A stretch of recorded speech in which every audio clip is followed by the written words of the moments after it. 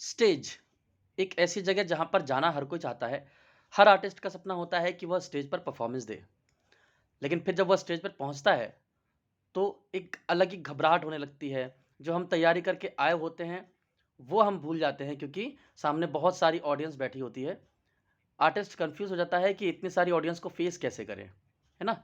आज हम इसी पर बात करने वाले हैं कि आप अपनी स्टेज परफ़ॉर्मेंस को किस तरीके से बेहतर बना सकते हैं सैटरडे स्पेशल में, यानी कि वीकेंड स्पेशल में आप कह सकते हैं। आज हम इस टॉपिक को लेने वाले हैं। पूरे के पूरे वीडियो में यानी कि सिर्फ़ इस एक वीडियो में आपको स्टेज परफ़ॉर्मेंस का पूरा ज्ञान मिलने वाला है, किस तरीके से आपको परफ़ॉर्म करना है, किस तरीके से आपको ऑडियंस को फ़ेस करना है।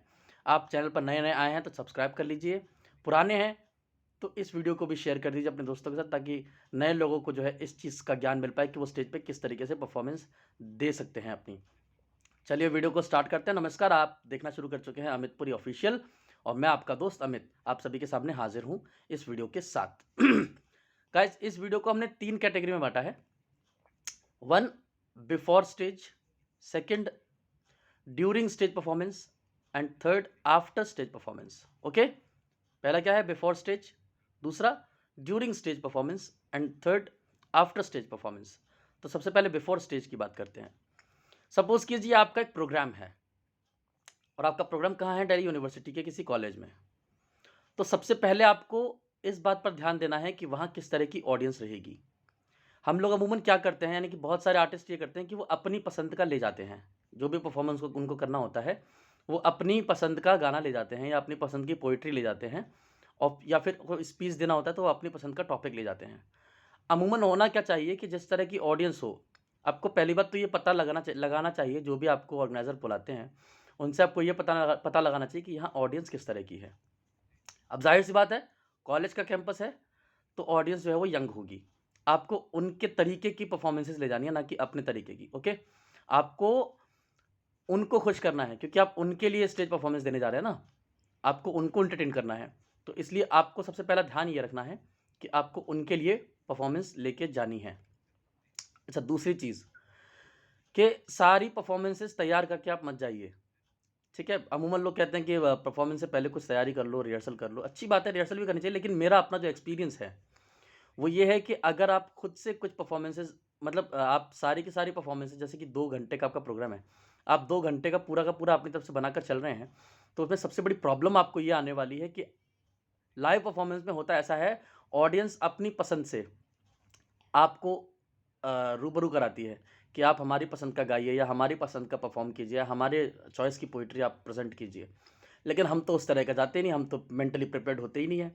तो 2 काम कीजिए, या तो आप 4-5 गाने या 4-5 पोएट्रीज़ ऐसी हों, जो अपनी पसंद की लेकर जा रहे हैं। बाकी आप इस बात के लिए भी मेंटली प्रिपेयर्ड हैं कि जब आप ऑडियंस के सामने परफ़ॉर्म करेंगे, जब आप ऑडियंस के सामने परफ़ॉर्म करेंगे, तो आपको अपनी परफ़ॉर्मेंसेज़ उनके हिसाब से परफ़ॉर्म करनी है, यानी कि आप तैयार रहेंगे कि ऑडियंस की ओर से भी किसी तरह की डिमांड आ सकती है।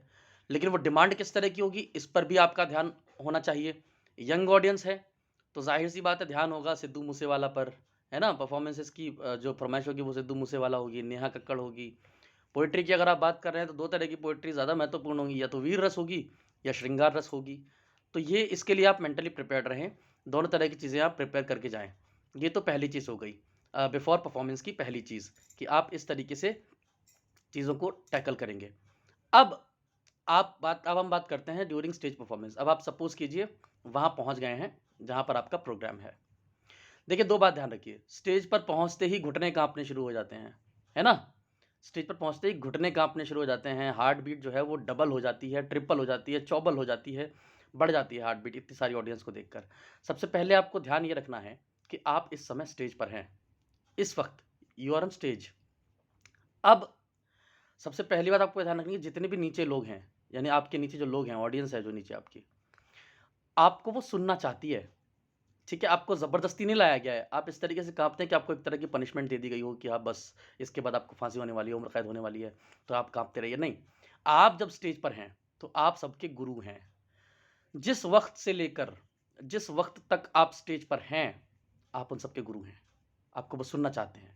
वो जानना चाहते हैं कि आपके विचार क्या हैं। वो जानना चाहते हैं कि आपकी सिंगिंग अ, किस तरह की सिंगिंग है आपकी, आप किस तरीके से हम एंटरटेन तो ज़ाहिर-सी बात ये है कि आप एक तरह के लेक्चरर हैं, जब आप स्टेज पर होते हैं, प्रोफ़ेसर हैं। आप स्टेज पर क्यों हैं? क्योंकि आप उस कला में, उस क्षेत्र में 100% क्वालिफ़ाइड हैं, इसलिए ना। इसलिए आपको स्टेज पे बुलाया गया ना, कि आप एक उनके पास ऑप्शन थे, आप ही उनके पास ऑप्शन थे, आप ही को वो सुनना चाहते थे, आप ही के लिए उन्होंने प्रोग्राम ऑर्गेनाइज़ किया है। तो ये तो बहुत खुशी की बात है। एक बात तो मन से यही निकल जानी चाहिए कि जितने भी लोग नीचे आपको सुन रहे हैं ना, वो बेवकूफ़ हैं, आप होशियार हैं, इसीलिए आप स्टेज पर हैं और वो नीचे हैं। वो आपको सुनेंगे और कल को आपके पदचिह्नों पर चल के आपकी ही तरह स्टेज परफ़ॉर्मेंसेज़ वो देंगे। तो एक बात तो आपकी यहीं खत्म हो जानी चाहिए। दूसरी बात, जब आप स्टेज पर बोलना शुरू करते हैं, है ना? बोलना सबको आता है, पर क्या बोलना है ये सबको नहीं आता। तो देखिए, जब आप ऑडियंस के सामने जब आप बोलते हैं ना पहली बार, अब आपके पास 2 रास्ते हो जाते हैं। एक फॉर्मल प्रेज़ेंटेशन, एक informal presentation. Okay? Formal presentation, माँ शारदे को नमन करता हूँ। बहुत अच्छा आयोजन आपने किया है और इस आयोजन के लिए मैं आपको बहुत-बहुत बधाई देता हूँ। अब यहाँ से आप पूरी तरह से फॉर्मल हो जाते हैं, ठीक है? यानी कि आप ऑडियंस को अच्छे से इंटरैक्ट नहीं कर पाते, ऑडियंस से इंटरैक्ट नहीं हो पाते। आपको क्या करना है, स्टेज पे जाते ही पहले अपना माहौल नॉर्मल बनाना है। और कैसे हैं आप सभी? तैयार हैं आप सभी इस प्रोग्राम के लिए, इस बेहतरीन इवेंट के लिए? फिर नीचे से अपने आप आपको चीयर्स मिल जाएगा। आपको चीयर करते हुए लोग मिल जाएँगे। तो आपका कॉन्फिडेंस अपने आप बूस्ट हो जाएगा। यानी कि आपकी जो घबराहट होगी, वो निकल जाएगी। जब भी आप स्टेज पे परफ़ॉर्म करें, तो आप ऑडियंस के साथ ऐसा आपका रिलेशन बिल्ड अप करें कि आप उनके फ्रेंड हैं। आपका जो उनसे व्यवहार है, आपका जो उनसे इंटरैक्शन है, वो फ़ैमिलियर है, मिलनसार है, ठीक है? आप इस तरीके से उनके सामने रिएक्ट करेंगे, इस तरीके से आपको अपने परफ़ॉर्मेंस की शुरुआत करनी है। आफ्टर दैट जब आप परफ़ॉर्म करने लगते हैं, जब आपकी परफ़ॉर्मेंस शुरू होती है, सबसे पहली बात तो एक लंबी-सी साँस लें, ठीक है? ब्रीथ, एक लंबी-सी डेप्थ ब्रीथिंग करें आप। इससे क्या होता है, इससे हम हल्के हो जाते हैं अंदर से। जो भी स्ट्रेस फ़ील कर रहे होते हैं, वो दूर हो जाती है। तो आपको सबसे पहले एक लंबी साँस लेनी है, देन परफ़ॉर्मेंस आपको शुरू करनी है। सपोज़ आप कविता पढ़ रहे हैं या सिंगिंग कर रहे हैं, दोनों अलग-अलग चीज़ें हैं। तो जब आप कविता पढ़ रहे हैं, तो इधर-उधर देखते हुए, ऑडियंस की तरफ देखते हुए, पीछे जो आपके और भी सहकर्मी बैठे हुए हैं, आपके साथ जो और साथी बैठे हुए हैं, उनकी तरफ देखते हुए, उनको इंडिकेट करते हुए, ऑडियंस को इंडिकेट करते हुए, आप अपनी परफ़ॉर्मेंस देते हैं, कविता पढ़ते हैं। अब यहीं जब आप सिंगिंग कर रहे होते हैं, तो भी यही चीज़ लागू होती है। आप एक तरह से खड़े होकर परफ़ॉर्मेंस ना दें, एक तरह से बुत की तरह खड़े हो गए, मूर्ति की तरह और अपना गाते जा रहे हैं, नहीं।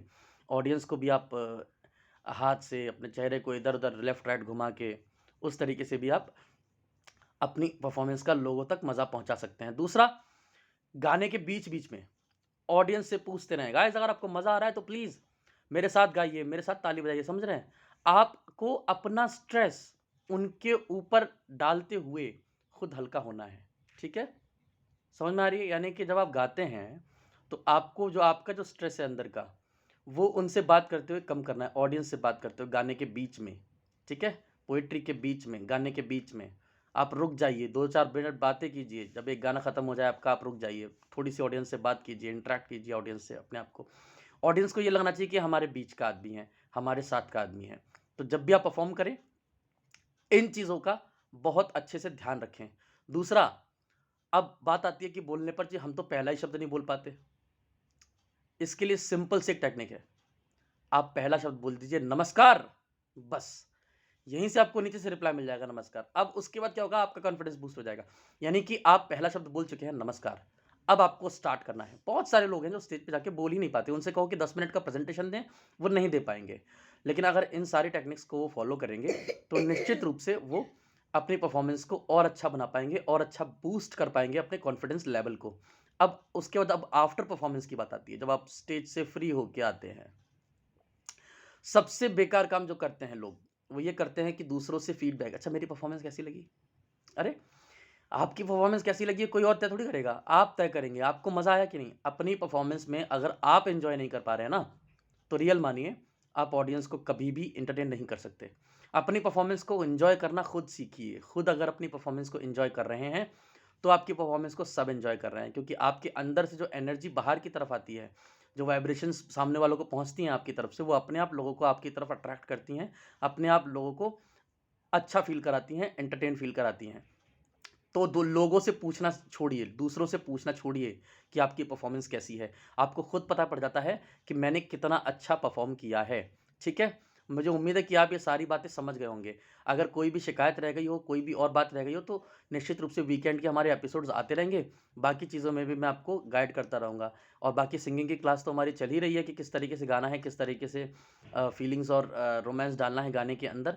ये सब चीज़ें हम गाने की क्लासेस में भी कवर कर लेंगे। मैं उम्मीद करता हूँ कि इस वीडियो में आपको बहुत कुछ जानने को, बहुत कुछ सीखने को मिला होगा। चैनल को सब्सक्राइब कर लीजिए, बेल आइकन दबा दीजिए, वीडियो को लाइक कर दीजिए, शेयर कर दीजिए अपने दोस्तों के साथ ताकि बाकी लोगों के भी ये वीडियो काम आए। मैं आपसे मिलता हूँ अगले किसी वीडियो में, तब तक के लिए टाटा बाय, अपना ख्याल रखिए।